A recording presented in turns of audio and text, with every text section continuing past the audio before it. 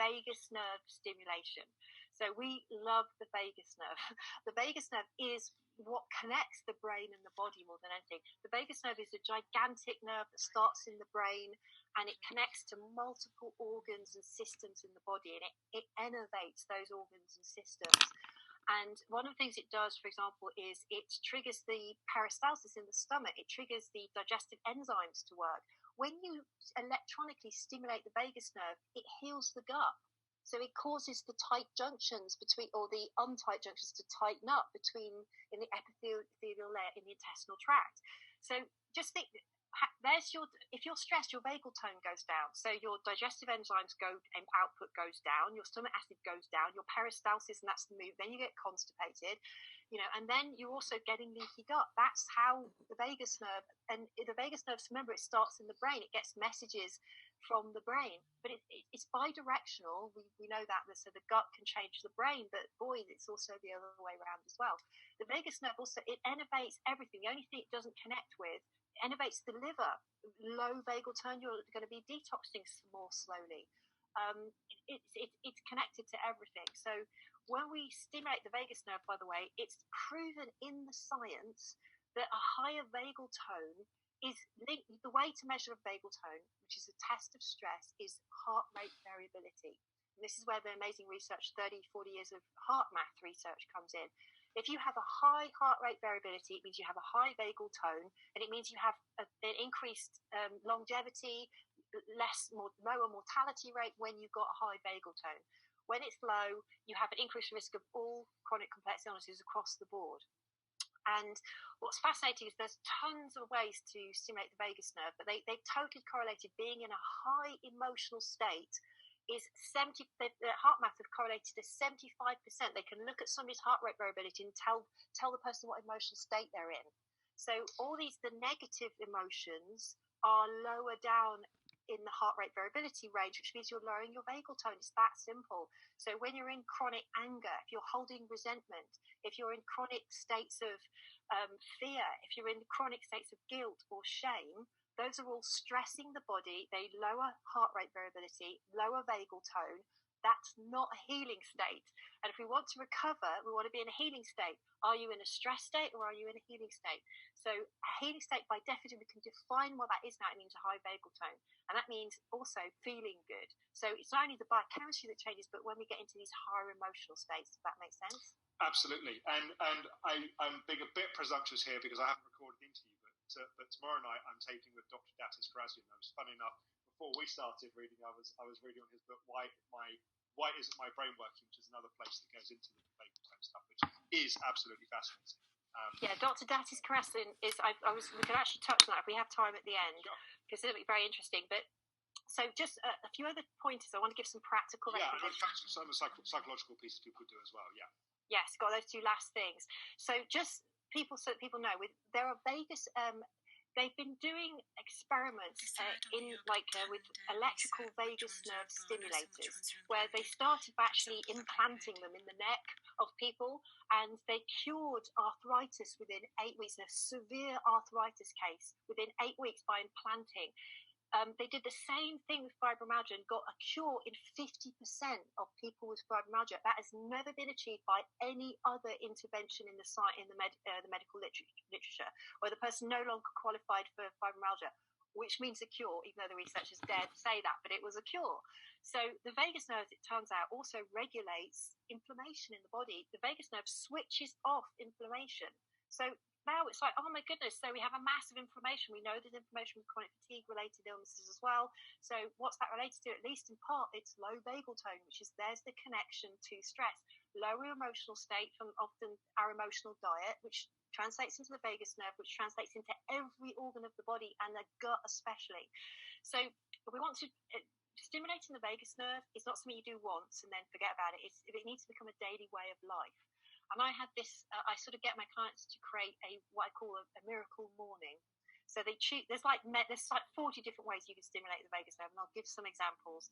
These are all things that, just look up increased heart rate variability, that's stimulating the vagus nerve. So meditation, yoga, Tai Chi, Qigong, there's so many things. Actually, even things like fasting will increase heart rate variability. Even vegetable juicing increases heart rate variability.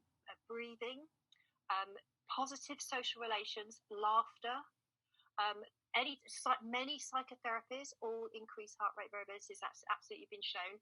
Gratitude journaling, loving kindness meditation, exercise, essential oils will also found to dramatically increase heart rate variability as well. So all of those things, these are the types of things, like 40 of them are different types of things that you can do. And I just get people like, just pick 3 or 4 things in the morning to do. And maybe all you do is you do a quick, you've only got 5 minutes, do 5 minutes of meditation, do 5 minutes of gratitude journaling and setting your emotional intentions for the day. Maybe do it while you've got essential oils going, and do a little bit of exercise, just a little bit of movement. You've touched 4 different things to reset the nervous system, because it needs to be a daily practice. So there's many things you do. Love the vagus nerve, love everything that stimulates it. You can, switching off social media, by the way. Social media definitely lowers heart rate. Violent video games, they all are not good. So it gives you an idea. These are practical things, but they need to be sort of built into the day and need to be done on a daily basis. So for people which are kind of watching or listening to this, that are kind of still with us and kind of going, this is absolutely me, but it seems utterly overwhelming that, these things happened 30, 40, 50, 60 years ago. It's become who I am. Like this is me. Like, because I think people can almost become defined, better or for worse, by those kind of experiences. That it feels overwhelming. You just kind of touched on it a little bit there anyway. But what would you say to someone that just thinks it's too hard to change this? It's never too late to become the person you were meant to be. And You've been spending too much time in LA. I know that sounded trite, but actually I've said that in other interviews, and it caused the interviewer to kind of tear up, because she really got it. Like, people really emotionally got that it was really true. That it's never too late. We have neuroplasticity. And actually, I've interviewed some of the world-leading trauma experts, people who've worked with, the really terrible, ritualistic child abuse, child torture, is some of the worst things that you can imagine. They're inconceivable. And I was just straight out like, can someone heal? Can we really heal? Is it possible? And he was like, absolutely, yes, it can. It is absolutely possible. And it's good to consider. This expert came up with a few ideas. Think about Oprah Winfrey as an example. She was, I believe she was raped more than once and was molested as a child. And another one is Matthew Sanford. He's very inspiring. Who's the paraplegic yoga instructor. So he was in a car accident and had no movement from the neck down after a car accident from the teenage years, and goes on to become an absolutely inspirational yoga instructor. So it is never too late. The brain can be changed. The brain is plastic. We can always change the brain. So and the biochemistry, your body knows how to heal itself. Its natural state of being is towards healing. So the only thing we need to do is almost get out of our own way. And I guess this also links to the last point here on the psychology side. Part of the psychology is recognizing that overwhelm is another pattern that we're running. Overwhelm is a pattern that can be reset. And I think that's on the psychology side, and how do you eat an elephant is one bite at a time. So you could either feel kind of overwhelmed by all this information, or you could see it as like, oh my God, she's just given me 40 different ways I could get better. So it's glass half full or half empty, right? But it's just the way that I've seen my clients over 15 years now, thousands of consultations. It's one step at a time. It's not giving up. It's being committed, and it's being consistent. And it's acknowledging when that you are. It's a lot of awareness work, and this is the last sort of point on the psychology side.